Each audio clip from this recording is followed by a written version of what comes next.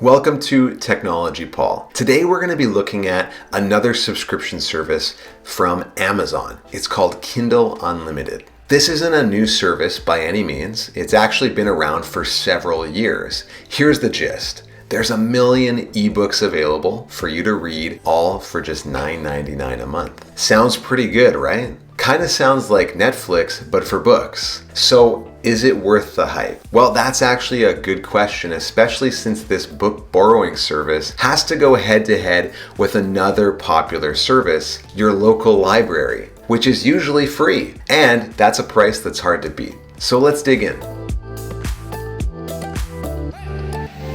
So let me explain Kindle Unlimited in a bit more detail here. You pay $9.99 per month and you get access to 1 million books. That's a lot of books. Basically, Kindle Unlimited is an extension of the Kindle service. Kindle is a book storefront on the web and in the Kindle app that allows you to browse the available books and purchase the ones that you want to buy. You can then download the titles and read them instantly on your mobile device, computer, or Kindle e-reader. The average price of an ebook on Amazon ranges drastically: $4, $6, $10, $30. Just like real books, the prices vary quite a bit. So that's part of the perceived value of Kindle Unlimited. You pay one monthly price and you get access to 1 million books. Obviously, there's some value there. At the average price of $6, you only need to read 1.6 books per month to get your money's worth. Now, it's not quite the same as buying the books because you're not actually buying the books. You're borrowing the books, similar to a library. This is pretty standard practice for a subscription service. You don't own the movies on Netflix just because you watch them, right? Unlike a library though, you can keep the books as long as you want. However, there is an upper limit of 20 books borrowed at once, after which you'll have to return a book in order to take out a new one. While this sounds pretty good, so far it sounds pretty comparable to my local library. And I can go to the library and borrow up to 40 books at once. And I don't know if it works like this in all cities, but in Edmonton, the library membership is free. Beyond books, I can borrow movies, music, and video games as well. Now you might say, yeah, but that's physical books and it's a huge hassle to go to a physical location and find all these books. That tells me you haven't looked into your library recently. The Edmonton Public Library offers memberships to digital content libraries through the partner apps Hoopla and Libby. These apps work pretty similarly to the Kindle app. You can browse books and borrow them with a tap of a button. It's all managed through your library membership, so there's no fees, and you can usually borrow 10 or 15 items digitally at one time.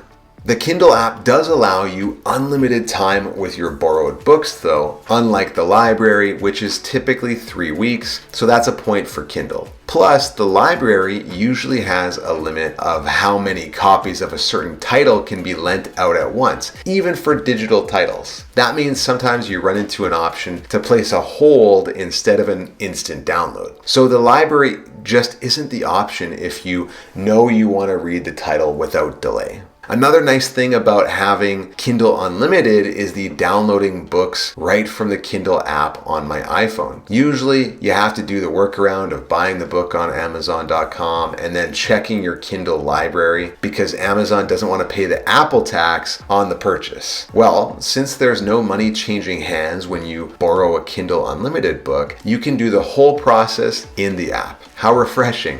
So at this point, we can compare the Kindle Unlimited service with your local library. With the Kindle Unlimited, you can borrow up to 20 books and keep them for an unlimited amount of time. You can avoid the title not being available and you don't have to worry about placing holds. And with the average price of an ebook being $6 or so, it's clear there's a good value if you're a heavy reader. Obviously, you can get similar benefits if you just join your local library, which is free. There are a few downsides, of course, like the 3-week loan limit, placing holds when too many people have taken out the book you want to read, and so on. But before we cap things off, we have to talk about the content in the Kindle Unlimited service, because the best way I can describe it is that it's kind of a mixed bag. I'll explain. They do have some big titles which serve to hook you into the service. For example, as of right now, all 7 Harry Potter books are included in the service. There are also several series from A.G. Riddle for science fiction fans, like The Extinction Files and The Long Winter Trilogy.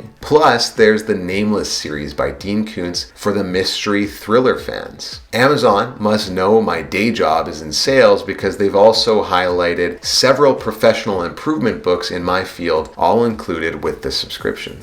Beyond the surface level titles though, it gets a bit harder to find some of the bigger books out there. For example, if you look at Amazon's own charts of best-selling or most read books, you'll find that 10 out of the 20 books on the most read fiction list are included in Kindle Unlimited. Not bad, right? Until you realize that includes the 7 Harry Potter books. As for nonfiction content, 0 out of the 20 most read nonfiction books are included in Kindle Unlimited. It gets even worse if you look at best-selling books, with just 3 out of the top 20 fiction books and 0 out of the top 20 nonfiction books being included in the Unlimited service. Let's take another list, for example. I took a look at Indigo's list of the top 100 books of all time. From this list of 100 books, many of which are actually public domain books at this point, you only get 10 included in Kindle Unlimited. You get Little Women, but no Handmaid's Tale. Harry Potter and the Philosopher's Stone, but no Pride and Prejudice. And Then There Were None,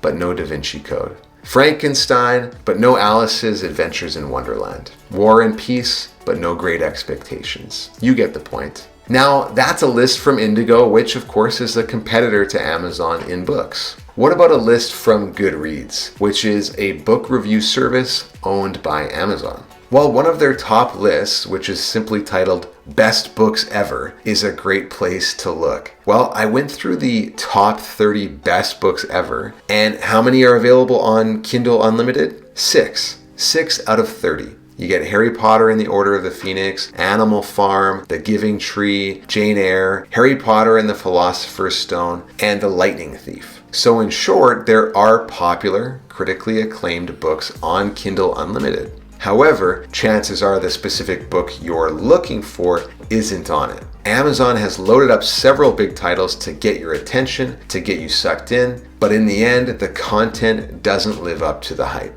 That doesn't mean you shouldn't subscribe to Kindle Unlimited though, but you should do it for a limited time and for a specific purpose. For example, if you want to read the entire Harry Potter series, subscribe just for that and then cancel it. Another great idea, if you see a Kindle Unlimited option on a book on Amazon, which they'll usually promote with the ability to read for free, go ahead and sign up for a month and read the book, because a lot of times the book is going to be priced for more than $9.99. Unless, of course, you want to keep the book for future multiple readings or reference. Basically, it's a good value though for a month at a time, but I don't recommend Kindle Unlimited be part of your ongoing subscriptions. But that's just my opinion. Do you have Kindle Unlimited? What made you join? And if you've stayed on the service, what has made you stay? What do you think of the content? What is the best book on Kindle Unlimited? Let me know your thoughts in the comments. If you found the video interesting, click that like button as it helps more people find this video. Plus, I do a lot of reviews on subscription services, so if you're interested in that, click subscribe. Thanks, and we'll see you in the next one.